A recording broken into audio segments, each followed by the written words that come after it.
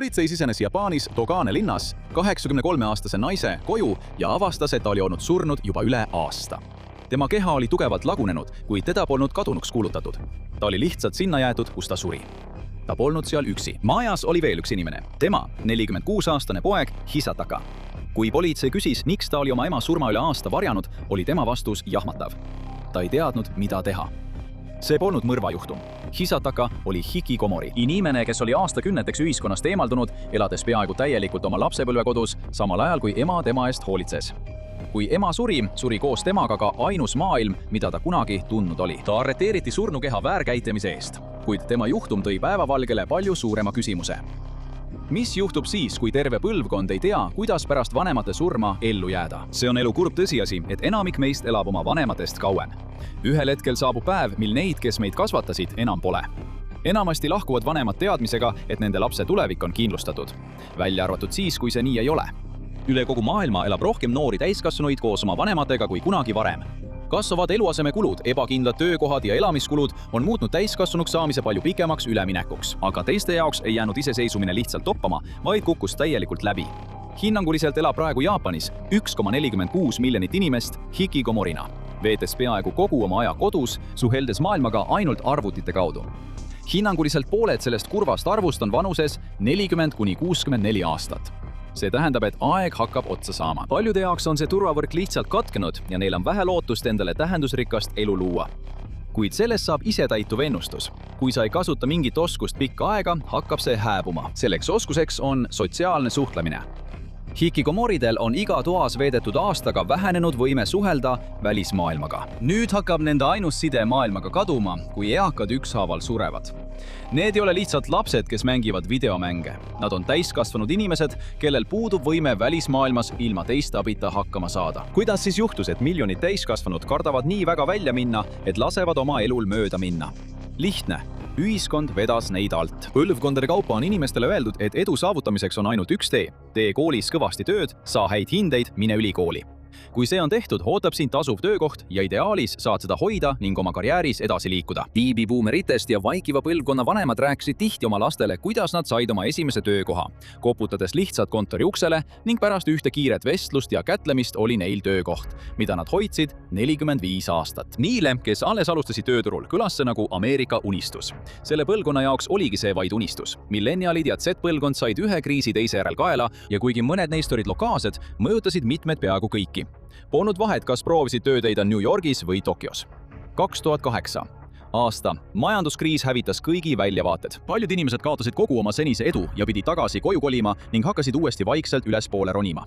Ja siis kordus ajalugu, lihtsalt teistsugusel kujul. 2020 aasta. COVID-19. Pandeemia tõi kaasa veelgi suuremad töökaotused, millest paljud tööstusharud pole siiani taastunud. Nii paljud inimesed lihtsalt andsid alla. Mõned millenniaalid kolisid tagasi koju ega lahkunudki sealt enam. Paljud Z-generatsiooni noored ei kolinudki kunagi kodust välja. Majanduslik stagnatsioon tähendas, et oma kodu ostmine tundus võimatu unistusena ja üür neelaks poole nende igakuisest eelarvest, isegi kui neil oleks korralik töökoht. Kui neil olid armastavad vanemad, kes ei kiirustanud neid kodust välja, siis polnud neil eriti motivatsiooni mugavat elukorraldust vahetada. Kuid see viis üldise paigalseisu tundeni. Paljud millennialid ja Z-generatsiooni noored leidsid tööd internetis, mis võimaldas neil kodus olla ja raha teenida. Neil polnud raha ega motivatsiooni välja minna ja kohtamas käia. Eriti Z-generatsioon asendas vanad sotsiaalsed pahed nagu joomine hoopis interneti hasartmängude ja ekraaniajaga. Ja kogu aeg tiksus taustal nähtamatu kell. Vanemate põlvkondade jaoks oli olemas kindel tee, mida järgida. Sa töötad kuni pensionieani ning siis viivad sind finišisse säästud, riiklik pension ja erapension. Aga selleks on vaja tööd, mis pakub pensionihüvesid ja võimalust säästa. Need on asjad, millest noorem põlvkond sageli ilma jääb. Vabakutseline töö muutub üha tavalisemaks. See võib küll hästi tasustatud olla, kuid pakub vähe turvavõrku, kui ettevõte suletakse või otsustab oma töö all hankida kõnekeskusele või robotile. Ja see tähendab, et see päästerõngas on kadumas. Baby-boomerite pensionid muutuvad järjest väiksemaks. Nemad on töö lõpetanud, kuid paljud toetavad endiselt oma täiskasvanud lapsi. Nad peavad oma kuldsetel aastatel mitte ainult raha säästma, vaid ka pärand, millele nende lapsed lootsid, võib lõpuks otsa saada. See on laialt levinud kriis. 100 000 noored mehed võivad vähem kui 10 aasta pärast seista silmitsi vaesusega ilma oskusteta sellest välja murda. Aga see ei puuduta ainult mehi, mitte kaugeltki. Stereotüüp nohiklikust täiskasvanud pojast, kes elab oma lapsepõlvetoas, on nii levinud, et sellest on saanud pidev nali. Kuid naiste kohta sellist stereotüüpi ei ole. Seepärast üllatabki paljusid, et peaaegu pooled Jaapani hikikomoridest on naised. See erineb oluliselt stereotüübist, et tegemist on tehnoloogiast sõltuvate noorte meestega, kellel puuduvad sotsiaalsed oskused.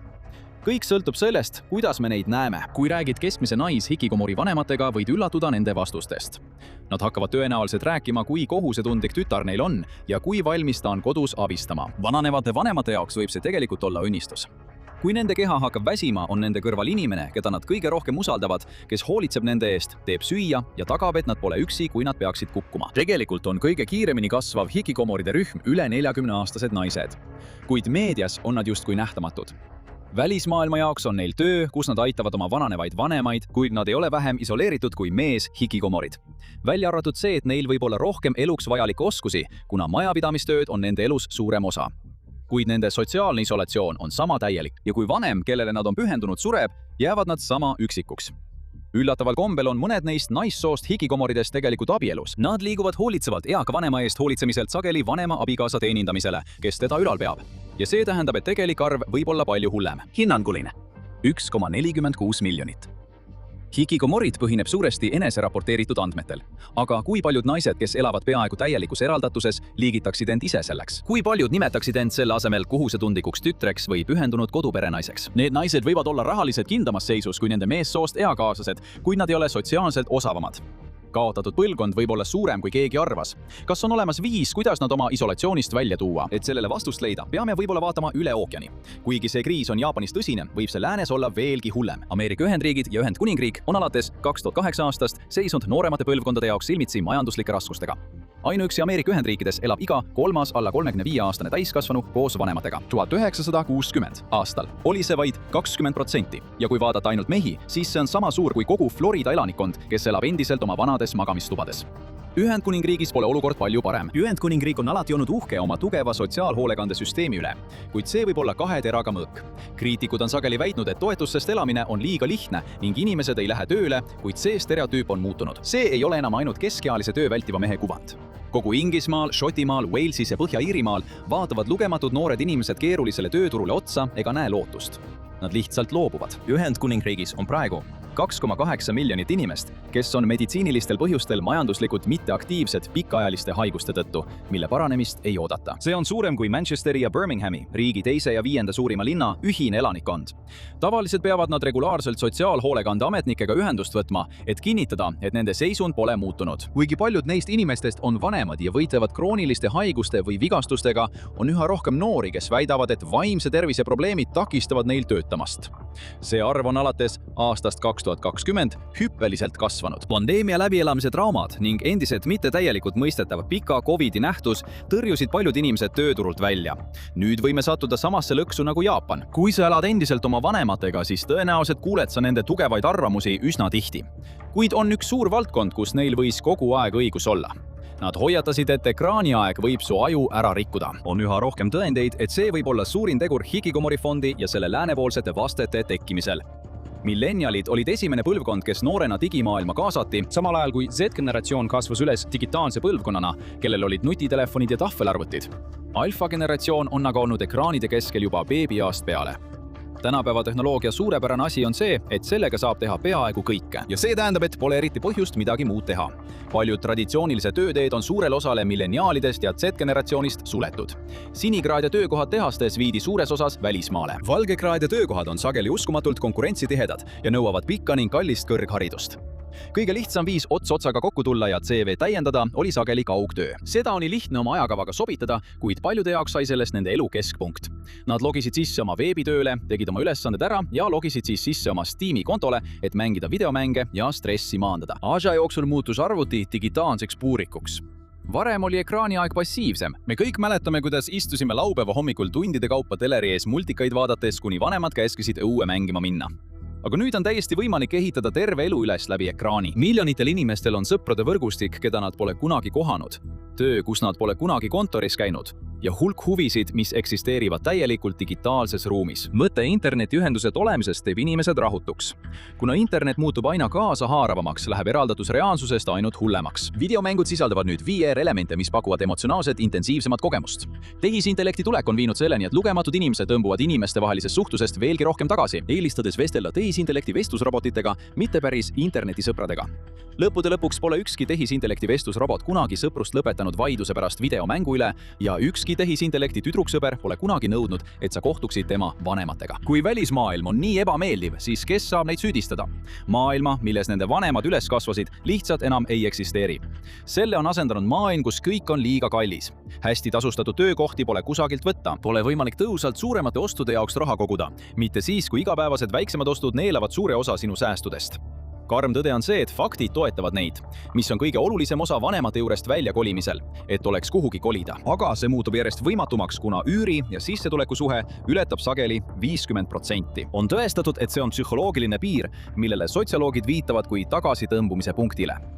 Kui maksad enamiku oma sissetulekust lihtsalt selle eest, et katus oleks pea kohal, kaob töö tegemise psühholoogiline motivatsioon. See lihtsalt tundub nagu lõks, millest pole võimalik välja pääseda. Alternatiivide hulgas kõlab kodus elamine päris hästi. Kui noorel inimesel on vanematega hea suhe, on see turvaline, lihtne ja jätkusuutlik koht elamiseks ilma suuremate miinusteta. Alternatiivide hulka kuulub, kas hingehinda maksta keskpärase korteri eest, ilma võimaluseta pikaajaliselt säästa või hakata elama koos korterikaaslastega. Kui sul nagunii tuleb koos kaaslastega elada, siis miks mitte nendega, kellega oled juba 18 aastat harjunud koos elama?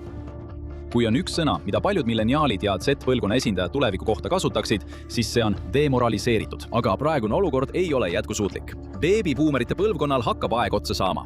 Nende vananedes jõuab paratamatult lõpule elu, mille nad on veetnud oma täiskasvanud lapsi toetades. Mõne jaoks võib olla päästerõngaks pärandus või perekodu, mis võiks pakkuda rahalist kindlustunnet, et lõpuks iseseisvat elu alustada. Kuid higikomoridel ja teistel endasse tõmbunud inimestel üle maailma lapsevanema surm ei ole sageli võimalus. See on hetk, mil kõik laguneb koost.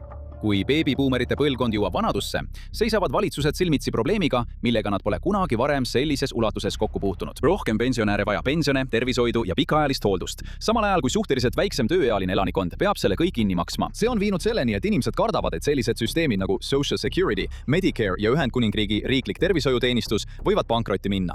Keegi peab selle puudujäägi katma. Baby-boomi põlvkond on olnud sunnitud kasutama oma sääste, et maksta pensionikulude või ootamatute tervishoiukulude eest. Mõned on otsustanud, et on aeg müüa maja, kus nad oma peret kasvatasid. Mis juhtub siis, kui ülalpeetav laps saab ülalpeetavaks keskealiseks täiskasvanuks? Kui nad on veetnud aastakümneid oma vanemate kodus elades, kunagi karjääri ehitamata, kunagi iseseisvalt elama õppimata ja ühel päeval pole nende vanemaid enam. Kui poekodu tuleb pikaajalise hoolduse eest tasumiseks maha müüa, ei jää pärandust, varuplaani ega teist võimalust. Paljude jaoks on see küsimus, mida on liiga ebamugav esitada, kuid probleem muutub võimatuks eirata. Läänlaste jaoks tundub Jaapani hikikomori nähtus ainulaadse kultuurilise nähtusena, mille on põhjustanud ühiskond, mis on tuntud oma saladuste varjamise poolest. Ühiskond, mis kardab sügavalt avalikku häbistamist. Aga need on vaid kõige äärmuslikumad olukorrad, nagu keskealine mees, kes kartis nii väga üksi jäämist, et elas üle aasta koos oma ema surnukehaga. Kuid paljude jaoks ei ole end maailmast isoleerimine valik. See on lihtsalt midagi, mis juhtub, kui nad elavad tasapisi edasi ainsat elu, mida nad tunnevad. Kõik muu oleks neile liiga raske taluda. Ühiskonnad mõistavad, et neil on tõsine probleem. Kõige teravamalt on see probleem Aasias, kus Lõuna-Korea on hiljutises valitsusuuringus tuvastanud peaaegu 538 000 eraklikku noort. See viis nad uue programmi loomiseni, kus valitsus pakub erakutele 650 000 Korea woni suurust toetust, kui nad registreeruvad. Peavad nad kodust lahkuma, et osaleda nõustamisel ja programmidel. Mõned ütlevad, et see on hea idee tõsise probleemi lahendamiseks. Teised võrdlevad seda olukorraga, kus valitsus maksab lunaraha, et tööjõudu jätkuks. Kuid inimeste taasühiskonnastamine võib olla keerulisem, kui see esmapilgul tundub. Kui Lõuna-Korea lahendus on meeleheitlik, siis Jaapani oma on kummaline. 2019. aastal jõudis hikikomori probleem rahvusvahelisse meediasse, kui kuulutati välja programm Rent a Sister. Selle korraldas ettevõte New Start ning see võimaldab isoleeritud noormeestel registreeruda, et neid külastaksid naised, kes käivad erakute juures. Alguses räägivad nad nendega läbi ukse ja püüavad neid majast välja meelitada. Eesmärk on panna need higikomorid võimalusel kolima ühismajutusse, kus nad saavad sõpru leida ja astuda samme osalise tööajaga töö suunas. Need programmid on näidanud mõningast edu, kuid need on siiski vaid nagu plaastri panemine kuuli haavale. On lihtne vaadata Jaapani kummalist nähtust, kus miljonid noored inimesed otsustavad lihtsalt maailmaga mitte suhestuda ja arvata, et see on ainult nende probleem. Aga hikikomorid ei ole ainult ainult Jaapani probleem. Nad on kui kanaarilind söekaevanduses ja meie oleme juba sügaval kaevanduses. Aeg, et panna järgmine põlvkond endasse tõmbunuid ühiskond omaks võtma, hakkab otsa saama, sest lõpuks ei jää enam kedagi, kes neile sellest räägiks. Mis siis juhtub, kui ajaloo kõige õnnelikum põlvkond on kadunud? Vaata seda. See juhtub pärast beebibuumerite põlvkonna lahkumist, et näha, mis tulevikul meile varuks on. Või klõpsa sellele videole.